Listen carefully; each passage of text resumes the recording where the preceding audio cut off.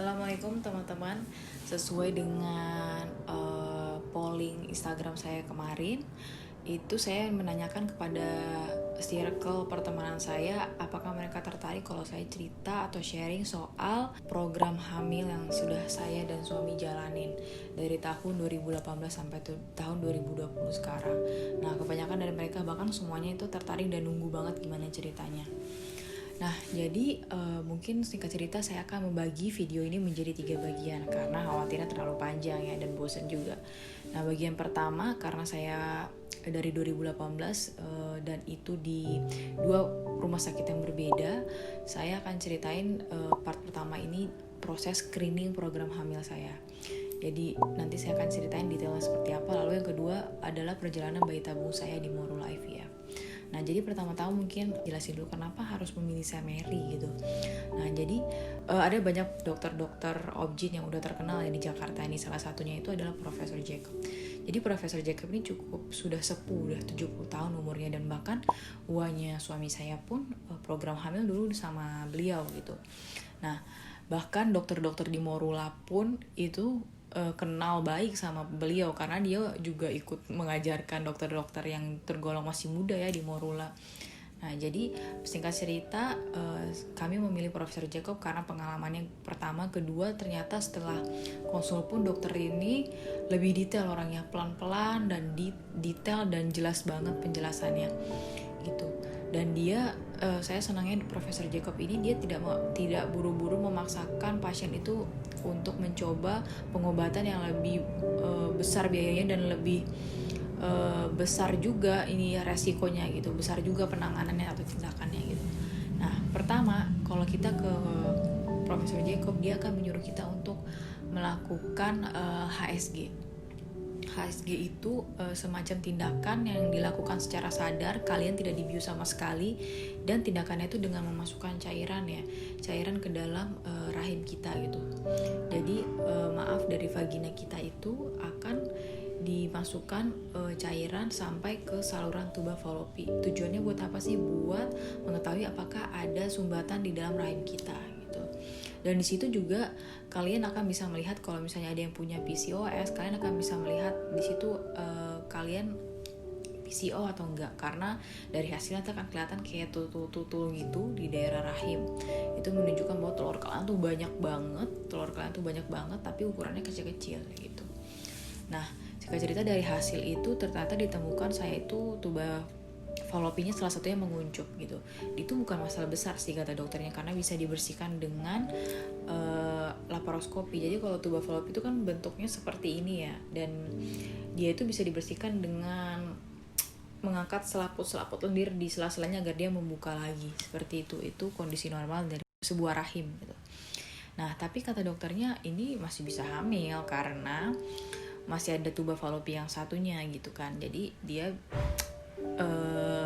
masih memberikan vibe positif. Kita coba dulu tunggu sebulan 2 bulan, kalau belum ada tanda-tanda hamil saya kasih vitamin, coba kesini lagi. Nah, singkat cerita kita udah nunggu tapi belum ada hasil apa-apa dan secara alami akhirnya kita datang lagi. Singkat cerita setelah proses pengecekan HSG itu kami datang lagi ke Profesor Jacob. Nah, selanjutnya ini apa nih dok tindakan selanjutnya? Nah, ternyata beliau itu menyarankan untuk melakukan proses mikrokurotase. Nah, mikrokurotase ini jaringan dari rahim kalian tuh akan sedikit diambil untuk dicek apakah subur atau tidak, atau sudah siap dibuahi atau tidak. Jadi ibarat ladang ini udah siap ditumbuhi tanaman atau enggak, tanahnya subur atau enggak, seperti itu. Nah, tindakannya sendiri kalian akan mengalami bius total. Pengerjaan sih singkatannya mungkin 15 menit, sekitar 25 menit, tapi sambil menunggu kesadaran kalian mungkin sekitar sejam ya nunggunya. Nah, hasilnya gimana? Hasilnya alhamdulillah semuanya aman dan sebenarnya rahim saya nggak apa-apa, bisa siap dibuahi gitu. Nah, menunggu lagi. Nah, setelah menunggu itu, jadi kalau di rumah sakit Sam Mary Basra itu ada namanya ILS. Jadi nggak semua rumah sakit mempercayai ILS ini ya, maksudnya pengen ngecek ILS ini karena ILS ini cukup baru dan nggak semua rumah sakit pengen ngecek ILS di semua pasangannya. Jadi ILS ini Nah, kayak gitu lengkapnya ya. Jadi ALS itu gimana sih tindakannya? Jadi kita akan diambil darahnya dulu untuk ngecek kita nih ada antibodi terhadap sperma apa enggak. Nah, gimana perasaan saya dan suami saat itu, jadi kayak ya ampun, emang tubuh saya ini segitu antinya ya sama sperma. Jadi antibodi ALS ini buat ngecek apakah tubuh kita ini menganggap, atau leukosit tubuh kita ini menganggap sperma tuh ancaman atau enggak gitu. Nah, ternyata kalau pas dicek saya tuh kayak 1:3. 1:3 tuh kayak ternyata saya menganggap sperma ini ancaman sebesar 1:3 gitu. Jadi dan itu kalau udah sebesar itu perbandingannya itu harus disuntik. Caranya itu kalau nggak salah ngambil darah suami, terus itu dicuci dan dimasukkan ke dalam tubuh kita, disuntikan gitu sel darah putihnya.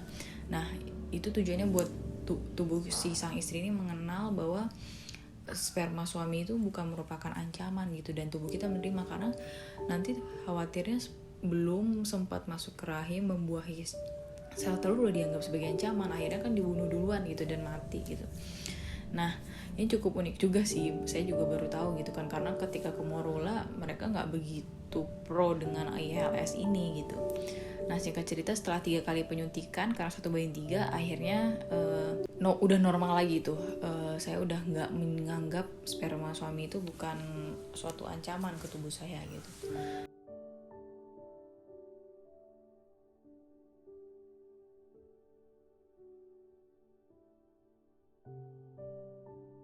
Nah, tapi setelah menunggu lagi ternyata belum hamil-hamil juga, ini panjang juga gitu ya perjalanannya, sempat jenuh juga, tapi saya masih ada semangat gitu sih. Nah, uniknya kalau ke Semeri Basra ini kita harus sabar-sabar ya, karena untung alhamdulillahnya rumah saya tuh nggak begitu jauh, karena kan Semeri itu ada 2 lokasi. Yang pertama di Wijaya Kusuma yaitu Jakarta Selatan, yang kedua di Basura. Nah, saya itu ngambilnya di Basura, dan karena itu dia prakteknya jam kerja, jadi saya harus datang setelah jam kerja, dan antrian cukup panjang. Saya daftar sore, bisa-bisa dapatnya malam gitu, jam 10 malam, bahkan sampai jam 12 malam, bayangin coba.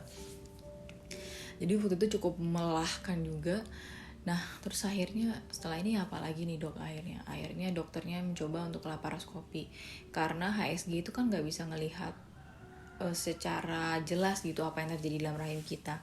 Nah, sementara dengan laparoskopi ini siapa tahu kita bisa menemukan kayak jerawat kecil di rahim, lalu sisa-sisa haid. Ternyata sisa-sisa haid yang ada di tubuh kita walaupun luruh itu tidak semuanya bersih, tapi bisa jadi nempel gitu kan. Nah, itu juga bisa menghambat. Terus yang ketiga juga dokter pengen membersihkan tuba falopi saya, dan saya agak cukup takjub gitu ya dengan keahliannya Profesor Jacob ini, karena saya pikir kebanyakan orang-orang tuh kan dia bakal motong atau mengangkat tuba falopinya. Ternyata enggak, itu bisa dibersihkan tuba falopinya agar dia kembali normal lagi gitu bentuknya kayak gitu. Nah, akhirnya singkat cerita saya waktu itu melakukan tindakan laparoskopi. Lama dan tidaknya itu tergantung dengan kondisi pasien, dan tergantung dengan kondisi rahim pasien gitu. Waktu itu saya tindakannya sekitar 4 jam 5 jam kayak gitu sih, dan itu harus rawat inap ya. Kalau laparoskopi rawat inap sekitar seminggu lah kalau nggak salah, itu bisa lebih kalau pasiennya kondisinya masih belum stabil kayak gitu. Nah, jadi singkat cerita laparoskopi ini tindakannya adalah dia tidak beset kayak sesar gitu ya, melintang kayak gitu di perut, tapi enggak, dia cuman memotong sekitar 1 cm di 3 titik perut gitu. Nah, yaitu di pusar, baru di sebelah kanan dan sebelah kiri ya, posisi rahim gitu. Jadi kalau setelah operasi kalian gak akan begitu melihat kentara jelas gitu, dan lama-lama bekasnya tuh akan memudar kayak gitu, jadi aman lah insyaallah. Nah, singkat cerita, kita setelah laparoskopi kita disuruh nunggu dulu nih 6 bulan apakah hamil alami atau enggak gitu kan. Nah, setelah itu ya otomatis tidak hamil juga gitu kan. Jadi kita mikir apa kita harus naikin tahap lagi ya ke bayi tabung gitu. Nah, tapi di situ saya mulai research lagi gitu sama suami, apakah kita bayi tabungnya di Semeri atau di tempat lain ya. Karena saya dengar dari teman-teman, ada teman-teman juga ada namanya satu rumah sakit Morula yang saya coba sekarang ini. Ternyata banyak teman saya berhasil di Morula, makanya saya coba research bukan saya nggak percaya dari Disa Mary ya, tapi saya mikirnya itu karena banyak banget pengalaman-pengalaman atau cerita-cerita yang membagi gimana review mereka di Morula dan tahap-tahapnya apa aja lebih jelas gitu kan. Jadi saya lebih memutuskan dan suami itu memilih di Morula kayak gitu. Paling segitu aja. Mungkin terakhir soal biaya yang kalian tunggu-tunggu pastinya. Jadi biayanya mungkin kalau HSG itu kalau nggak salah di tahun 2018 itu sekitar 900 ribuan ya tindakannya. Terus itu ke mikrokurotase itu sekitar 4 juta, lalu laparoskopi itu sekitar 44 juta kalau nggak salah. Itu tergantung ruangan juga, karena waktu itu saya memilihnya ruangan semi VIP. Konsiderasinya karena pengen sendirian dan toiletnya di dalam kamar sih dulu waktu itu. Nah, kurang lebih kayak gitu, dan itu di luar biaya dokter ya. Kalau Profesor Jacob tuh karena udah pengalaman, dia itu sekali konsultasi sekitar 500 ribuan dan itu belum USG. Kalau USG itu tambah lagi 400 ribu, jadi bisa 900 ribuan. Nah, saran saya kalau misalnya mau program hamil, pertama siapin dulu mentalnya, karena menurut saya mental paling utama ya. Jadi kalian tuh siap menerima hasil dari setiap proses yang kalian jalani. Yang kedua, otomatis biaya. Kalau misalnya biayanya belum cukup, kumpulin dulu aja. Karena banyak juga cerita teman-teman saya yang memaksakan dia minjam apa segala macam. Ketika programnya belum berhasil, udah stres, habis itu ada utang lagi kan, jadi double gitu masalahnya. Ya segitu aja sih saran dari saya. Mungkin selanjutnya saran dari suami saya gimana? Iya, kalau bisa berdoa yang banyak. Kalau misalkan ada rezeki yang cukup, diperiksain cepet-cepet, karena umur itu kan nggak bisa kita kontrol. Umur bertambah terus. Kalau misalkan agak terlambat, nanti takutnya malah efeknya lebih panjang lagi. Jadi kalau bisa, kalau memang ada rezeki yang cukup, langsung diperiksain. Kalau misalkan masih belum ada, tetap berdoa dan tetap semangat. Sudah. Oke, terima kasih. Penutupan dulu dong. Ya, terima kasih sudah nonton. Mudah-mudahan kalian yang di sana, yang di rumah, dan yang mempunyai hal yang sama kayak kita tetap semangat dan tetap juga berdoa. Assalamualaikum.